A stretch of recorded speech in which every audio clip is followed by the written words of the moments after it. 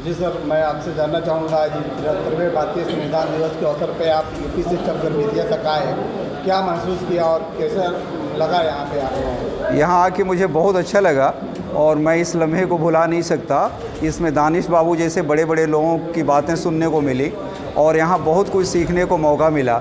मैं चाहूँगा कि इस तरह के मौके बराबर ज़िंदगी में आवें और हम सब लोग मिल करके हिंदुस्तान का जो आईन है, जो भारत का संविधान है, हम इस पर बातें करें और इसको समझें और इस बात को हम दूसरों तक पहुंचाने की भरपूर कोशिश करें।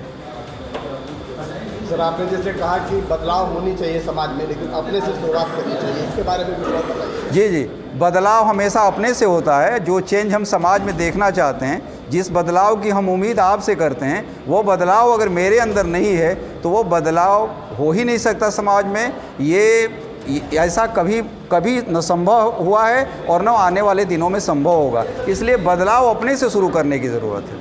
सर, और क्या युवा पीढ़ी को आज के मैसेज देंगे? युवा पीढ़ी को मैं ये कहना चाहूँगा कि युवा पीढ़ी अपनी शक्ति को, अपने पोटेंशियल को पहचाने और दिन और रात एक करके मेहनत करे। उसके लिए तमाम विकास के दरवाजे खुले हुए हैं और वो ये कभी न कहे कि लोग क्या कहेंगे अगर हम ऐसा करते हैं। तो वो जो काम कर सके, वो चाहे जितना भी पढ़े, वो पढ़े, शिक्षा हासिल करे, लेकिन अगर उसको कोई अच्छा रास्ता दिखाई देता है जिससे उसके रोजी रोटी का इंतजाम हो सकता है और जिससे समाज का विकास हो सकता है, तो उसे आंख बंद करके उस रास्ते पर चलने के लिए तैयार रहना चाहिए और कभी भी दिग्भ्रमित नहीं होना चाहिए। सर, आपका परिचय? मैं यूपी से बिलोंग करता हूँ, कुशीनगर मेरा ज़िला होता है। मैं बिहार में जुडिशल सर्विसेज में था और यहीं बेतिया से एडिशनल डिस्ट्रिक्ट और सेशन जज के पोस्ट से 2020 30 जून को रिटायर हुआ और अभी मैं एक English medium school, panacea public school, अपने गांव पे बच्चों के लिए चलवा रहा हूं। सर, हिंदुस्तान एक बहुत बड़ी डेमोक्रेटिक कंट्री है, हम लोग इसमें सभी रहते हैं हिंदुस्तान में, लेकिन आज आपको लग रहा है कि जब कोई सच बोल रहा है और सच की आवाज़ बनने की कोशिश कर रहे हैं तो उसके ऊपर उसके सच को दबाने का प्रयास किया जा रहा है, आप इसको कैसा महसूस कर रहे हैं?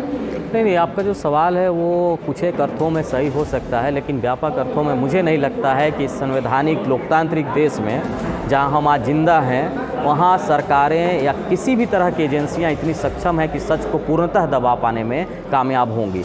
अब मैंने अभी बात की है जनता की व्यापक गोलबंदी की। हम अपने संवैधानिक मूल्यों और आदर्शों के प्रति कितने चेतनशील हैं, हमारे अंदर अपने संवैधानिक अधिकारों और कर्तव्यों को लेकर के कितनी जागरूकता है, यह सबसे बड़ा सवाल आज है। अगर हम अपने अधिकारों और कर्तव्यों के लिए जागरूक नहीं होते हैं और हम संविधान के जो नीति नियामक तत्व हैं, जो कंट्रोलिंग सिस्टम्स हैं, उसके बारे में नहीं जानेंगे, तो जाहिर है कि हम ऐसी सरकार या ऐसी एजेंसियां चुनेंगे, ऐसी हुकूमतें बनाएंगे जो सत्ता को निरंकुश तरीके से चलाएंगी। तो लोकतंत्र की जो बुनियादी शर्त है, बाबा साहब ने कहा था अब 26 जनवरी 1949 को ही कि भारत का संविधान उपयोगी और प्रभावशाली तभी साबित होगा जब इसको मानने वाले लोग ईमानदार हों और उनकी नैतिकता इतनी ऊंची हो कि वो उनके दिमाग में हमेशा यह ख्याल आए कि संविधान का सबसे बड़ा उद्देश्य जनता के विकास और जनता की बेहतरी के लिए है। जी।